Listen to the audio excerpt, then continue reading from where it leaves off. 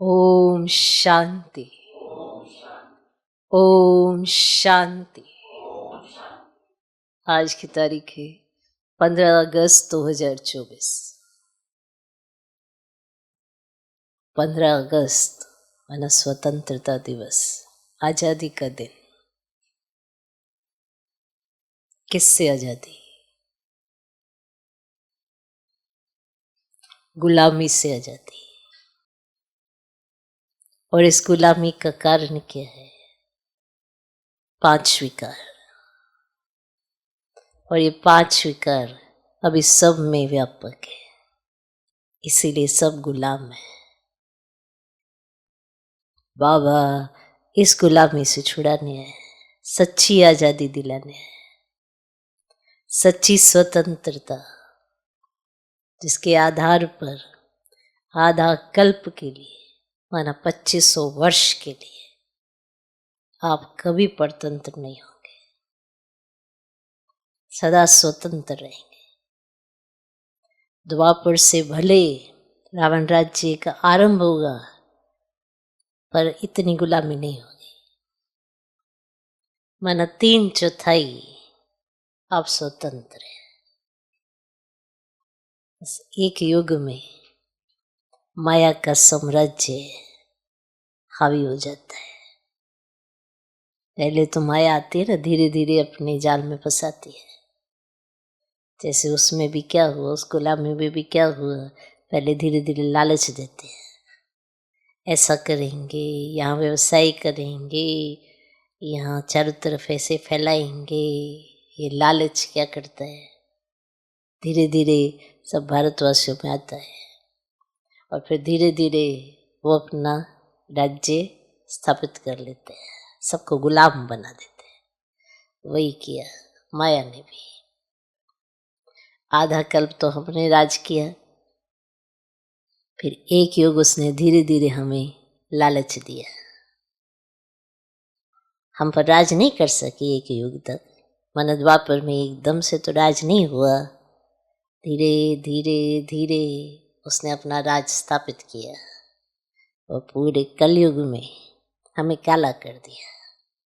आत्मा बिल्कुल काली हो गई, तमो प्रधान हो गई, और इस तमो प्रधानता के कारण गुलामी आ गई। इसीलिए वो निशानी भी दिखाई है, ड्रामा में उस चीज की नूंद भी दिखाई है कि कैसे भारतवासी कहाँ थे, कहाँ पहुंचे गए। फिर परम पिता परमात्मा, सबका पिता है, पूरे विश्व की आत्माओं का पिता, पर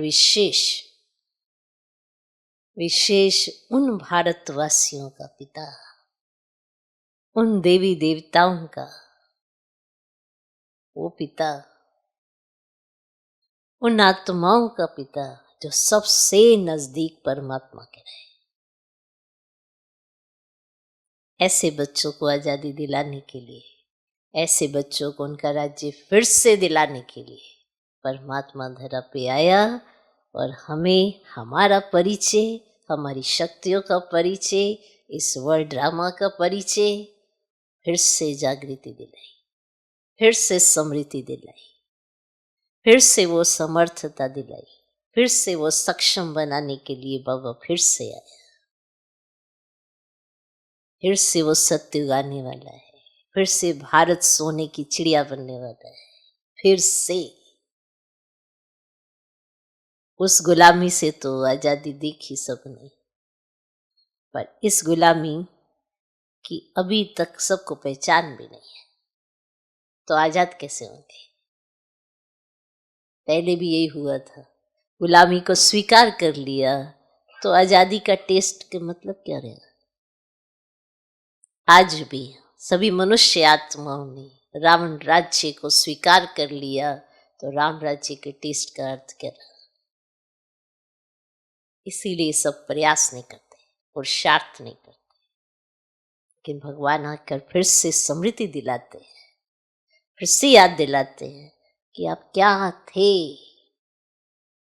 अभी देखो सब मोरल्स चले गए, गुण चले गए, शक्तियां चली गई, और आत्मा इतनी कमजोर है कि हर घड़ी दुखी है। इस दुख का कारण माया है, 5 विकार है। मनुष्य समझता भी है, फिर भी उसके साथ रहते हैं। सोचते इसके बिना तो जीवन नहीं, पर जीवन इसके साथ कहाँ है। अब यही स्मृति तब आई थी जब आजादी चाहिए थी। सोचा था कि अंग्रेजों के साथ ही रहकर जीवन है शायद,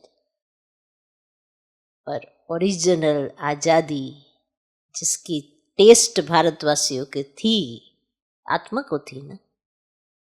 गुलामी तो कितने वर्ष चली, पर आत्मा को टेस्ट थी। आत्मा को इस बात का एहसास था, तो आत्मा ने उसके लिए युद्ध किया, अपने साथ युद्ध किया, अपने विचारों के साथ युद्ध किया, तो स्वतंत्रता मिली। आज भी तो वही चाहिए। आज भी तो माया के साथ युद्ध करनी है। जो कॉम्प्रोमाइज कर लिया है ना कि इसके बिना जीवन नहीं है, तो फिर राम राज्य का अर्थ क्या है। आत्मा को एहसास है कि राम राज्य था, ये आत्मा को एहसास है। शरीर तो चेंज करते गए, शरीर तो बदलते गए ना। तो अभी आत्मा फिर से परम पिता परमात्मा के संग में आकर, उसके रंग में ढंग कर, उसके रंग में ढलना पड़ेगा ना, तभी तो वैसे बनेंगे।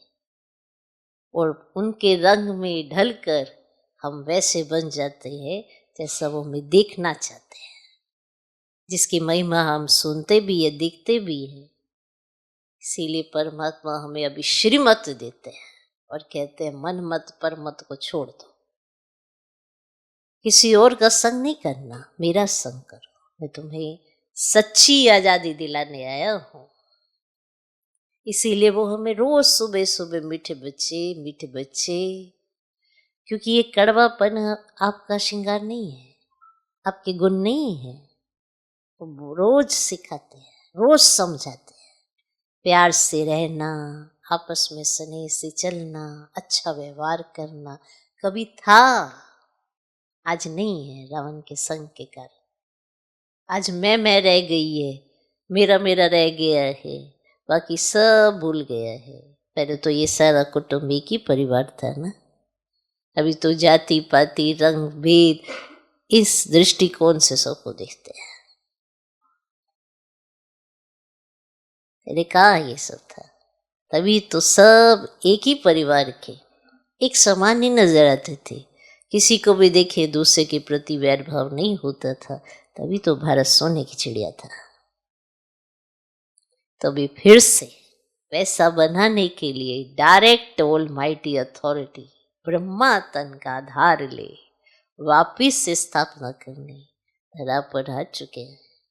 और रोज ज्ञान रत्नों से रोज बच्चों को मीठे बच्चे कह वापिस से वो मिठास भरने, वो मुख मीठा कराने, सही मायने में सच्ची आजादी दिलाने परम पिता परमात्मा रोज पढ़ा रहे हैं।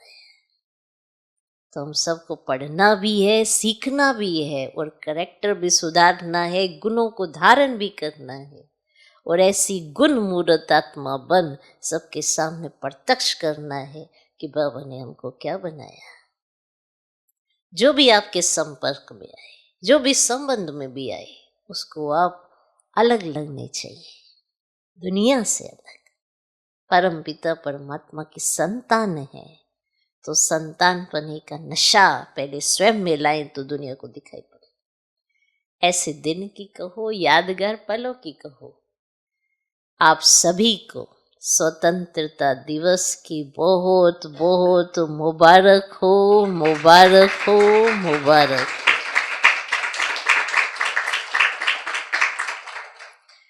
तो आज है 15 अगस्त 2024।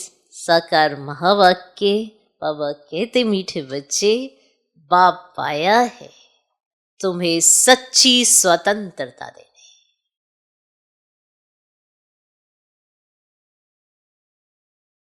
जम घटों की सजाओं से मुक्त करने, बाप आया है तुम्हें सच्ची स्वतंत्रता देने, जम घटों की सजाओं से मुक्त करने, रावण की परतंत्रता से छुड़ाने, रावण की परतंत्रता से छुड़ाने। बाबा कहते मीठे बच्चे, बाप आया है तुम्हें सच्ची स्वतंत्रता देने, जम घटों की सजाओं से छुड़ाने, मुक्त करने, जम घटों की सजाओं से मुक्त करने, रावण की परतंत्रता से छुड़ाने। कौन आया है? बाप आया है। कौन आया है? बाप आया है। सोचो कहीं फंस जाए बच्चा तो बाप आता है ना छुड़ाने के लिए। ताकतवर तो बाप है, तो वो आया है तुम्हें छुड़ाने के लिए। आज का प्रश्न, बाप और तुम बच्चों की समझाने में मुख्य अंतर कौन सा है? आप भी समझाते हो, बाबा भी समझाते हैं, पर मुख्य अंतर कौन सा है? उत्तर, बाप जब समझाते हैं तो मीठे बच्चे कहकर समझाते हैं। बाप जब समझाते हैं तो मीठे बच्चे कहकर समझाते हैं, जिससे बाप की बात का तीर लगता है, जिससे बाप की बात का तीर लगता है। तुम बच्चे आपस में भाइयों को समझाते हो, मीठे बच्चे नहीं कह सकते। तुम बच्चे आपस में भाइयों को समझाते हो, मीठे बच्चे नहीं कह सकते। बाप बड़ा है इसीलिए उनकी बात का असर होता है। बाप बड़ा है इसीलिए उनकी बात का असर होता है। वे बच्चों को रियलाइज कराते हैं, बच्चों तुम्हें लज्जा नहीं आती? तुम पतित बन गए, अब पावन बनो। वे बच्चों को रियलाइज कराते हैं। क्या कराते हैं? रियलाइज कराते हैं। क्योंकि अगर रियलाइजेशन नहीं हुई तो चेंज नहीं आ सकता। ये सत्य है और पूरा सत्य है। रियलाइजेशन के साथ बदलाव आता है। इसीलिए बाबा कहते हैं रोज मुरली सुनो। क्या मालूम किस पॉइंट से आपको सच्ची रियलाइजेशन हो जाए। क्योंकि ऊपर ऊपर से सब कहते हैं हाँ समझ आ गया, हाँ हमें ऐसा नहीं करना चाहिए था, हाँ हमें ऐसे नहीं करना, ऐसे करना है। ये ऊपर ऊपर से, अंदर कोई पॉइंट रखा हुआ है, उस पॉइंट की क्लैरिफिकेशन अभी तक नहीं हुई है। वो एक पॉइंट अगर समझ में आ गया तो पुरुषार्थ वैसे ही करेंगे जैसा इन्होंने किया है। कोई चीज आपको अच्छी तरह से समझ में आ गई, अब वो प्रश्न थोड़ा रही, वो तो उत्तर बन गई, सॉल्यूशन हो गई। तो कोई बात अगर नहीं समझ में आती तब तक ये तो प्रश्न है, और आज भी अगर प्रश्न है तो माना कुछ समझ में नहीं आया ना। और ये समझ नहीं आया है, ये निशानी है कि अभी भी कहीं उलझे पड़े हैं। तो वो सच्ची रियलाइजेशन चाहिए, और अगर वो हो गई तो बदलाव अपने आप आ जाता है। मेहनत नहीं करनी पड़ती है, अपने आप ही व्यक्ति चेंज हो जाता है। तो रियलाइजेशन की जरूरत है। तो बाप और तुम बच्चों की समझाने में मुख्य अंतर कौन सा है? उत्तर, बाप जब समझाते हैं तो मीठे बच्चे कहकर समझाते हैं, जिससे बाप की बात का तीर लगता है। तुम बच्चे आपस में भाइयों को समझाते हो, मीठे बच्चे नहीं कह सकते। बाप बड़ा है इसलिए उनकी बात का असर होता है। वह बच्चों को रियलाइज कराते हैं, बच्चों तुम्हें लज्जा नहीं आती? तुम पतित बन गए, अब पावन बनो। ओम शांति। बेहद का रूहानी बाप बेहद के रूहानी बच्चों को बैठ समझाते हैं। अब ये बेहद का बाप और बेहद के बच्चे ही जानते हैं, और कोई ना बेहद के बाप को जानते हैं, ना बेहद के बच्चे अपने को मानते हैं। ब्रह्मा मुख वंशावली ही जानते और मानते हैं, और कोई तो मान भी नहीं सकेंगे। ब्रह्मा भी जरूर चाहिए, जिसको आदि देव कहते हैं, जिसमें बाप की प्रवेशता होती है। बाप आकर क्या करते हैं? कहते हैं पावन बनना है। बाप की श्रीमत है अपने को आत्मा निश्चय करो। बच्चों को आत्मा का परिचय भी दिया है, आत्मा प्रकृति के बीच में निवास करती है। बाबा ने समझाया है आत्मा अविनाशी है, इनका तख्त ये विनाशी शरीर है।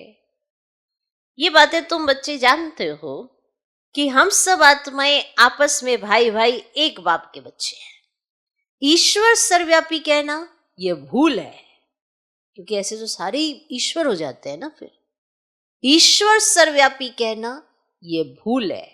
तुम अच्छी रीति समझाते हो, हर एक में 5 विकारों की प्रवेशता है, तो कई कहते हैं ठीक बोलते हैं। हम भाई भाई हैं तो जरूर बाप से वर्षा मिलना चाहिए, परंतु यहां से बाहर निकलते हैं तो माया के तूफानों में चले जाते हैं। कोई बिरले ठहरते हैं, सब जगह यह हाल होता है। कोई थोड़ा अच्छा समझते हैं तो जास्ती समझने की कोशिश करते हैं। अभी तुम सबको समझा सकते हो। अगर कोई जास्ती अटेंशन नहीं देते हैं तो कहेंगे ये पुराने भक्त नहीं है। ठीक, अगर कोई जास्ती अटेंशन नहीं देते हैं तो कहेंगे कि ये पुराने भक्त नहीं है। इन बातों को तो समझने वाले ही समझें। कोई नहीं समझते हैं तो फिर समझा भी नहीं सकते हैं। तुम्हारे पास भी नंबरवार है। कोई अच्छा आदमी होता है तो उनको समझाने के लिए ऐसे अच्छे को भेजा जाता है, शायद कुछ समझ जाए। अब ये तो जानते हैं बड़े आदमी इतना जल्दी नहीं समझेंगे। हाँ, ओपिनियन देते हैं, इनकी समझानी बहुत अच्छी है। बाप का परिचय पूरा देते हैं, परंतु खुद को फुर्सत कहां है। तुम कहते हो बेहद के बाप को याद करो तो भी कर्म विनाश हो। अभी तुम समझते हो बाप डायरेक्ट हम आत्माओं से बात करते हैं। डायरेक्ट सुनने से तीर अच्छा लगता है, वह बी के द्वारा सुनते हैं। यहां परम पिता परमात्मा ब्रह्मा द्वारा डायरेक्ट समझाते हैं, हे बच्चों तुम बाप का कहना नहीं मानते हो। तुम सब तो कोई को ऐसे नहीं कह सकेंगे ना, नहीं कहेंगे ना। वहां तो बाप नहीं है, अब सेंटर्स पर समझाते हो तो वहां तो बाप नहीं है। यहां बाप बैठे हैं, बाप बात करते हैं। बच्चे तुम बाप की भी नहीं मानेंगे। अज्ञान काल में भी बाप की समझानी और भाई की समझानी में फर्क रहता है? नहीं रहता। एक भाई अपने भाई को समझाएगा और बाप अपने बच्चे को समझाएगा, फर्क रहेगा ना। भाई का इतना असर नहीं पड़ेगा जितना बाप का असर पड़ेगा। बाप फिर भी बड़ा हुआ ना तो डर रहेगा। तुमको भी बाप समझाते हैं, मुझ अपने बाप को याद करो। तुमको शर्म नहीं आती? तुम घड़ी घड़ी मुझे भूल जाते हो। बाप डायरेक्ट कहते हैं तो वह असर जल्दी पड़ता है। अरे बाप का कहना नहीं मानते हो? वेद का बाप कहते हैं ये जन्म निर्विकारी बनो तो 21 जन्म निर्विकारी बन पवित्र दुनिया का मालिक बनेंगे, यह नहीं मानते हो? बाप के कहने का तीर कड़ा लगता है, फर्क तो रहता है। ऐसे भी नहीं है कि सदैव नए नए से बाबा मिलते रहेंगे। उल्टे सुलटे प्रश्न करते हैं और बुद्धि में नहीं बैठता, क्योंकि ये है बिल्कुल नई बात। तो गीता में श्री कृष्ण का नाम लिख दिया है तो वह तो हो ही नहीं सकता। तो अभी ड्राम अनुसार तुम्हारी बुद्धि में बैठा है और तुम बच्चे भागते हो हम बाबा के पास जाए और डायरेक्ट मुरली सुने, और वहां तो भाइयों द्वारा सुनते हो। वहां तो आत्मा भाई सुनाते हैं ना, तो अब बाबा से सुने तो बाप का असर होता है। बच्चे बच्चे क्या बात करते हैं तो बच्चे तुम्हें लज्जा नहीं आती और बाप को याद नहीं करते हो और बाप के साथ तुम्हारा प्यार नहीं है। अच्छा, कितना याद करते हो? बाबा 1 घंटा। अरे निरंतर याद करेंगे तो तुम्हारे पाप कट जाएंगे। जन्म जन्मांतर के पापों का बोझा सिर पर है। तो बाप सम्मुख समझाते हैं, तुमने बाप की कितनी गलानी की है, तुम्हारे ऊपर तो केस चलना चाहिए, तुम्हारे ऊपर तो केस चलना चाहिए। अखबार में कोई के लिए गलानी लिखते हैं तो उस पर केस करते हैं ना। तो अब बाप स्मृति दिलाते हैं, तुम क्या क्या करते थे। तो बाप समझाते हैं, ड्रामानुसार रावण के संग में यह हुआ है। अब भक्ति मार्ग सब पूरा हुआ, पास्ट हो गया, बीच में कोई रोकने वाला तो होता नहीं कि क्या कर रहे हो। बीच में तुमको कोई रोकने वाला नहीं होता ना कि ये क्या कर रहे हो। दिन प्रतिदिन उतरते उतरते तमो प्रधान बुद्धू हो जाते हैं। जिसकी पूजा करते हैं उनको ठिकर भीतर में कह देते हैं। इसको कहा ही जाता है ना बेहद की बेसमझी। तो बेहद के बच्चों की बेहद की बेसमझी। एक तरफ शिव बाबा की पूजा करते हैं और दूसरी तरफ उस बाप को सर्वव्यापी कहते हैं। अभी तुमको स्मृति आई है इतनी बेसमझी की जो बाप की गलानी कर दी है। अब तुम बच्चों ने समझा है तो अब पुरुषार्थ कर रहे हो बैगर टू प्रिंस बनने का। श्री कृष्ण सत्यो का प्रिंस, उनके लिए फिर कहते हैं 16,108 रानियां थी, बच्चे थे। अभी तुमको तो लज्जा आएगी कि ये क्या बोलते हैं। कोई पाप करते तो भगवान के आगे कान पकड़ के कहते हैं, ये भगवान बड़ी भूल हुई, क्षमा करो, रहम करो। कोई गलती हो जाती है तो ऐसे करते हैं ना। सोचो मंदिर में जाते हैं ऐसी गलती मांगने। जो डायरेक्ट ऑलमाइटी अथॉरिटी बैठा है उसके सामने कुछ गलती करते तो ऐसे क्षमा मांगते हैं। फिर तो लज्जा आती है कि बाप क्या कहेगा सामने से। मूर्ति के आगे क्षमा मांगना कितना सहज लगता है, कभी सोचा है? मूर्ति के आगे क्षमा मांगना सहज लगता है। वहां ऐसा लगता है हाँ गलती हुई होगी, पर बाप के आगे क्षमा तो बाप तो पूछेगा भी ना। हा? बाप तो डायरेक्ट सामने बैठा पूछेगा भी। तो कितनी बार भूल मानी अपनी।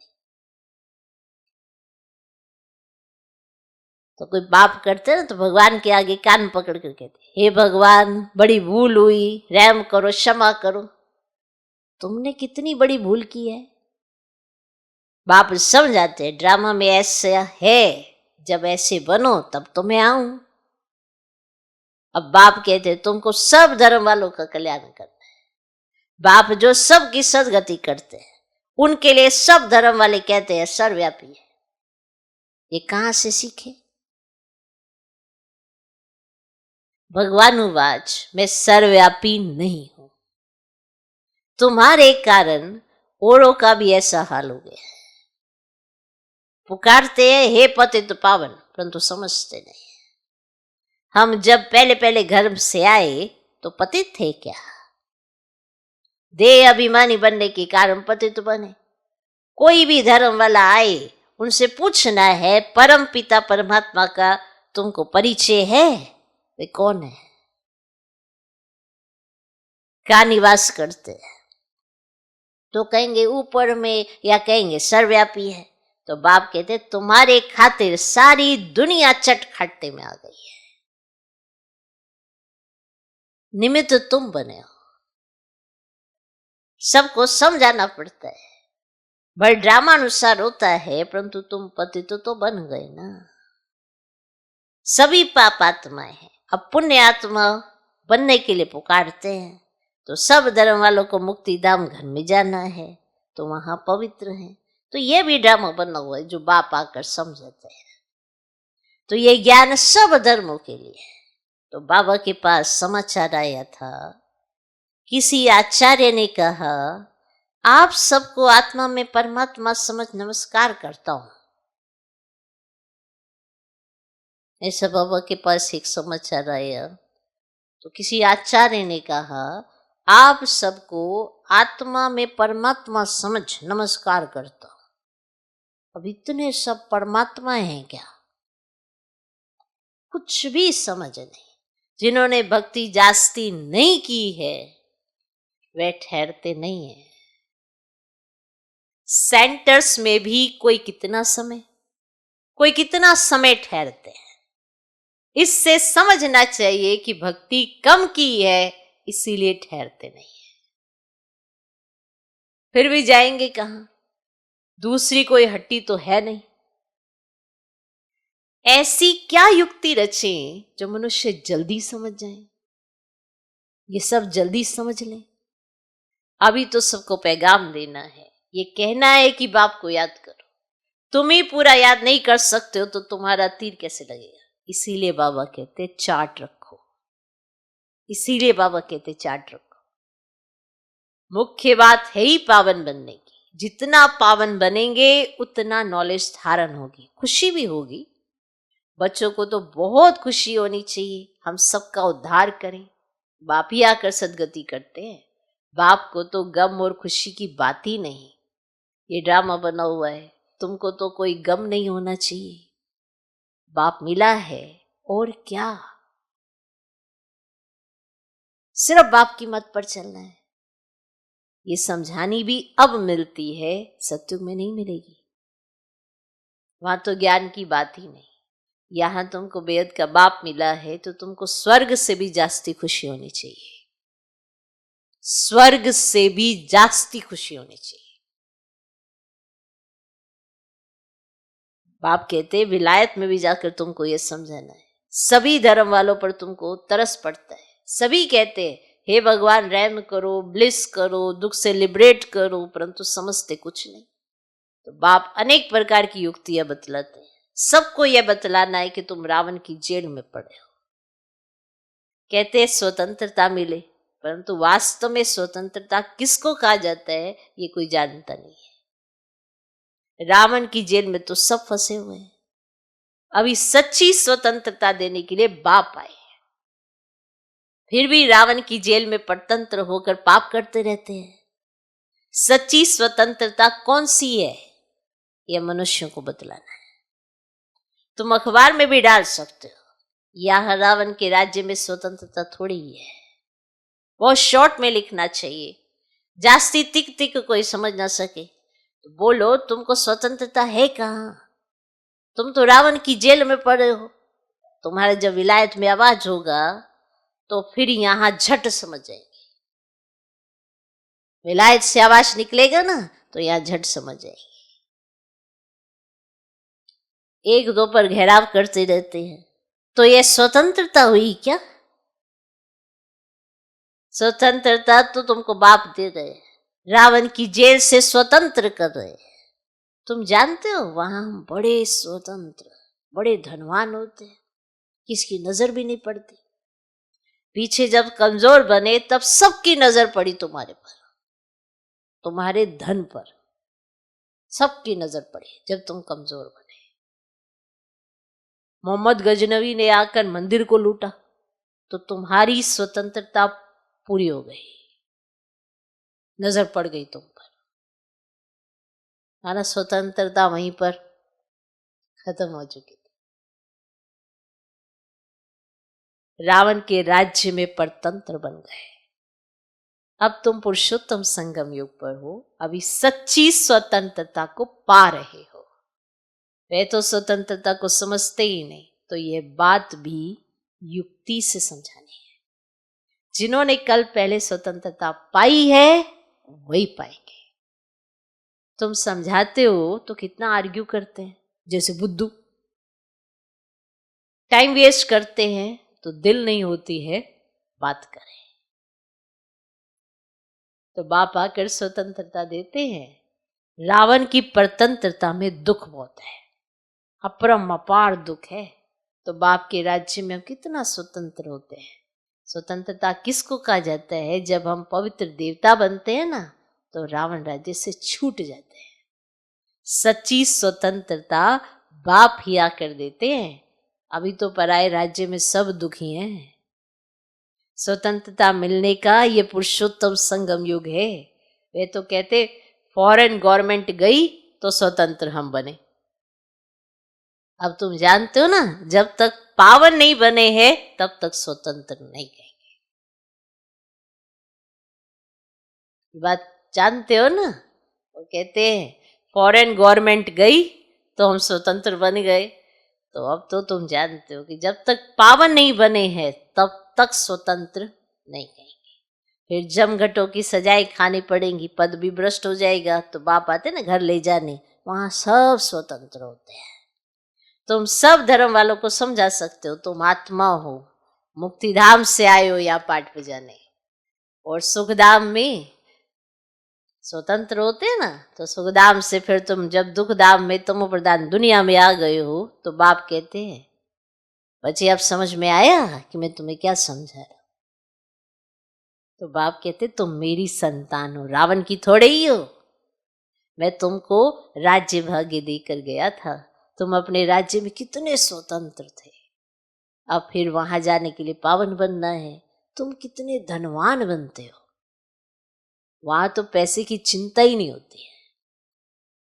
भले गरीब हो फिर भी पैसे की चिंता नहीं। सुन रहे हो, सुखी रहते। चिंता यहां होती है, बाकी राजधानी में नंबरवार पद होते हैं। सूर्यवंशी राजाओं जैसे सब थोड़े ही बनेंगे, जितनी मेहनत उतना पद। तुम सब धर्म वालों की सर्विस करने वाले हो। विलायत वालों को भी समझाना है, तुम सब भाई भाई हो ना, सब शांति धाम में रहते हैं। अब रावण राज्य में हो, अब घर जाने का रास्ता आपको बताते हैं। अपने को आत्मा समझ, मुझे याद करो। अब कहते भी है भगवान सबको लिबरेट करते हैं, परंतु यह नहीं समझते कि कैसे लिबरेट करते हैं।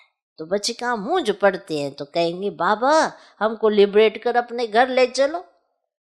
जैसे तुम लोग फागी में जंगल में मूंझ गए थे ना, रास्ते का मालूम नहीं पड़ता था, फिर लिबरेटर मिला, रास्ता बताया। तो बेअद के बाप को भी कहते हैं बाबा हमको लिबरेट करो, आप चलो हम भी आपके पीछे चलेंगे। तो सिवाय बाप के और कोई रास्ता नहीं बताते हैं। कितने शास्त्र पढ़ते थे, तीर्थों पर धक्के खाते थे, परंतु भगवान को नहीं जानते तो ढूंढेंगे फिर कहाँ से। तीर्थों पर जहां भी देखो वहां क्या ढूंढने जाते हैं, भगवान को ढूंढने जाते हैं। वो भगवान तो तुमसे यहाँ मिलने आते हैं, तुम कहाँ ढूंढोगे उसको। अब तुम कहते हो सर्वव्यापी है, फिर मिलेंगे कैसे। तो कितना अज्ञान अंधेरे में है। तो सर्व का सदगति दाता एक बाप है, वही आकर तुम बच्चों को अज्ञान अंधेरे से निकालते हैं। अच्छा, मीठे मीठे सिखला दे बच्चों प्रति माता पिता बाप दादा का याद प्यार और गुड मॉर्निंग।